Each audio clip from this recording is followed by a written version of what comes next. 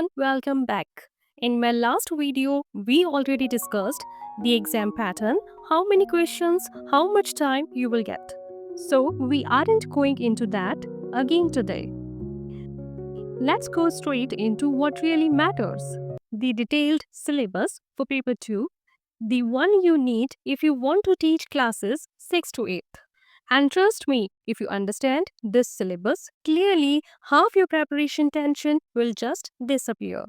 Let's begin with Child Development and Pedagogy, the very first section in paper 2.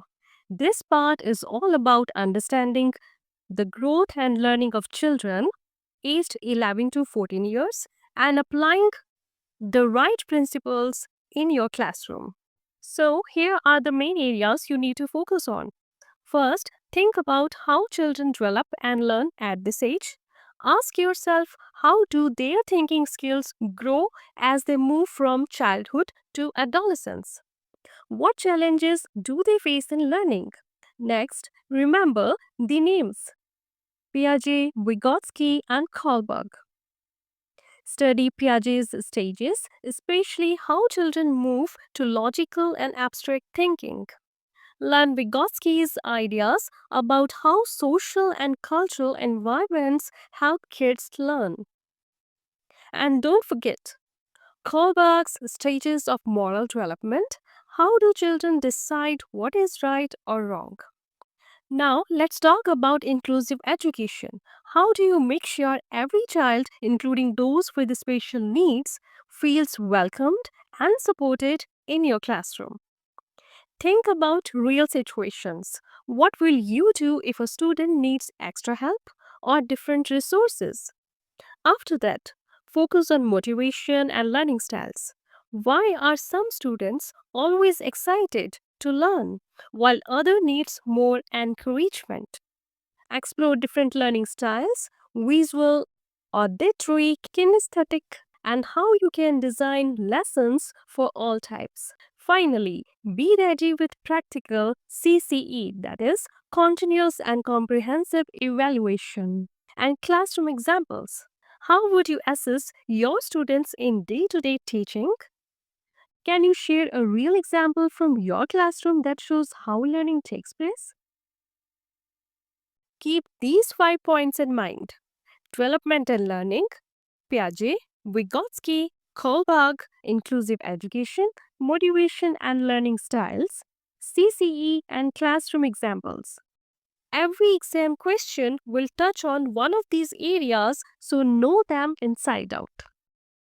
Moving on, let's talk about language 1. Usually, this will be the language you are most comfortable with, maybe Hindi, Punjabi, or English, whichever you choose. So, what will you face here? You will have comprehension passages, which could be unseen, prose, or drama. Try to read them like a story, not just for answers. You will also get grammar based questions, things like tenses, prepositions, and active passive voice.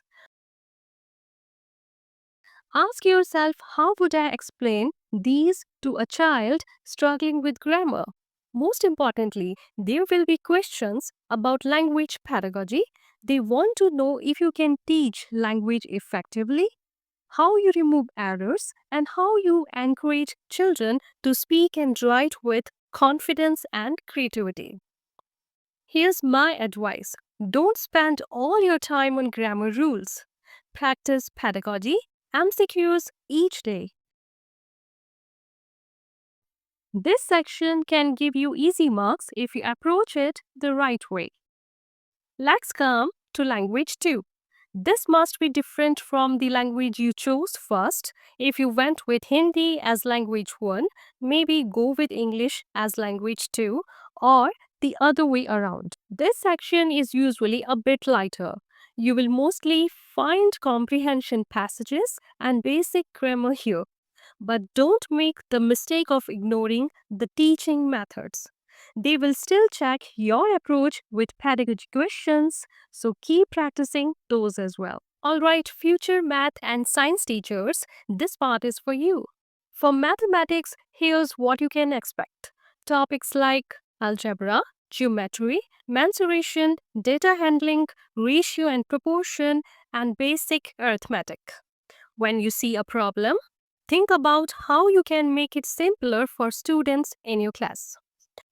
But don't forget, about half the questions will test your teaching skills. Things like what's the best way to teach fractions or how to overcome the fear of maths in students. For science, you need to cover all the NCERT topics from classes 6 to 8. Physics topics include motion, force, light, sound, and electricity. Chemistry is about matter, separation techniques, water, and air. Biology covers life processes, microorganisms, reproduction, and food chains. Here's something very important for you all to remember. Pedagogy is crucial in this section. It's not just about remembering facts, it's about showing how you can connect what you teach to real life experiments and activities. Always ask, how can I make these topics come alive for my students? If you want to become a social science teacher, this is your main section. In history, you need to cover ancient, medieval, and modern India, everything from Harappan civilization to India's national movement and even a little world history. Geography includes the earth, resources, agriculture, industries, and environment. This is all from NCERT classes 6 to 8.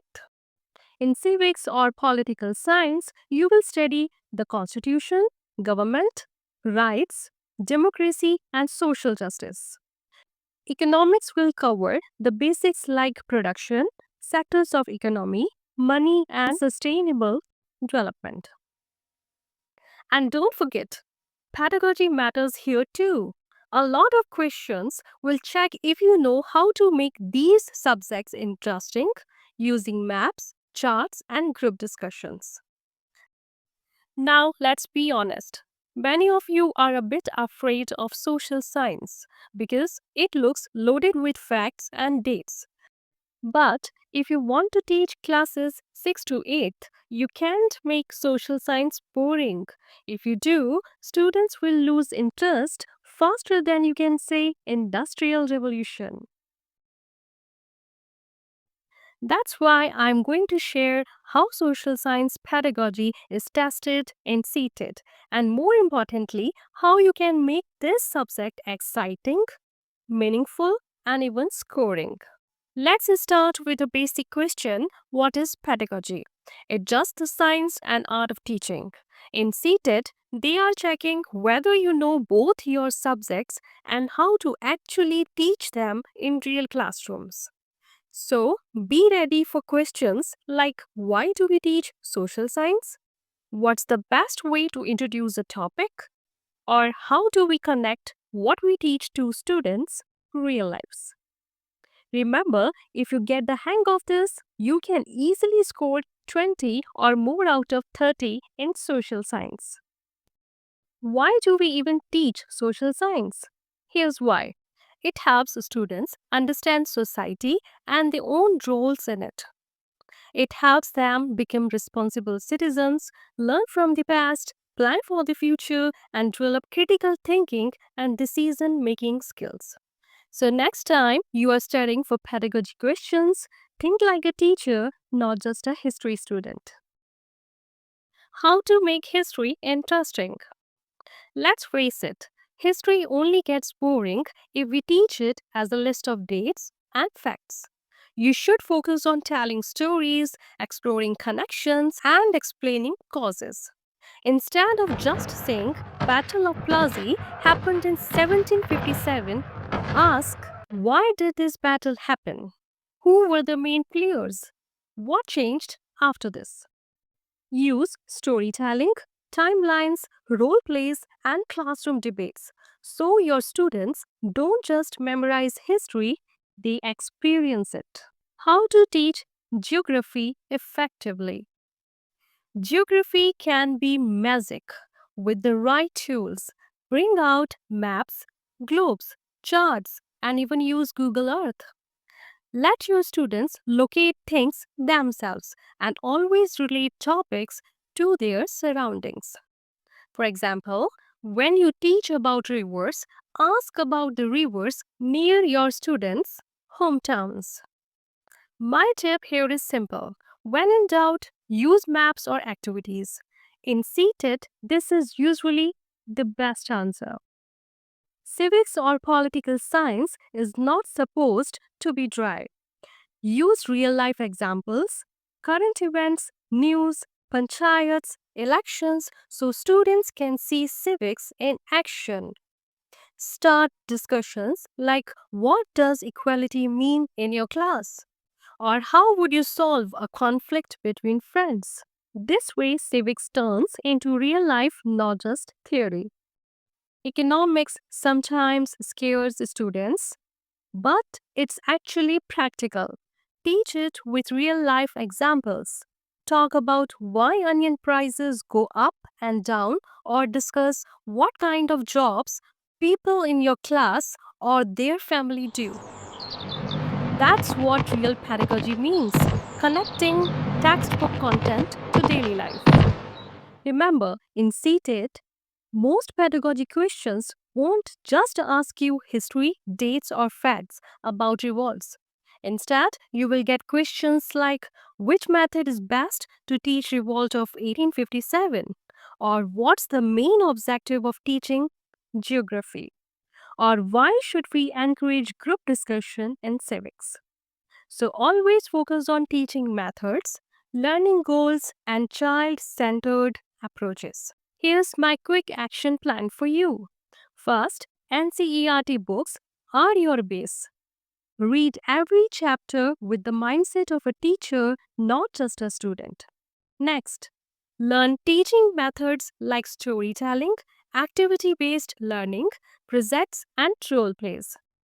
Practice map work because CTET loves questions about maps.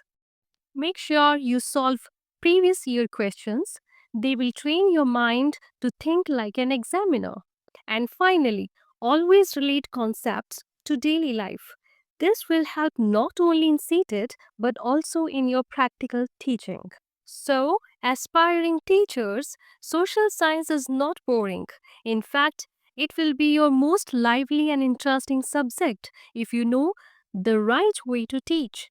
In my next video, I will cover English pedagogy, which is another section where many students face doubts. Don't forget to subscribe and hit the bell icon so you never miss any update. Let's work together and make social science your strongest subject for CTET 2025.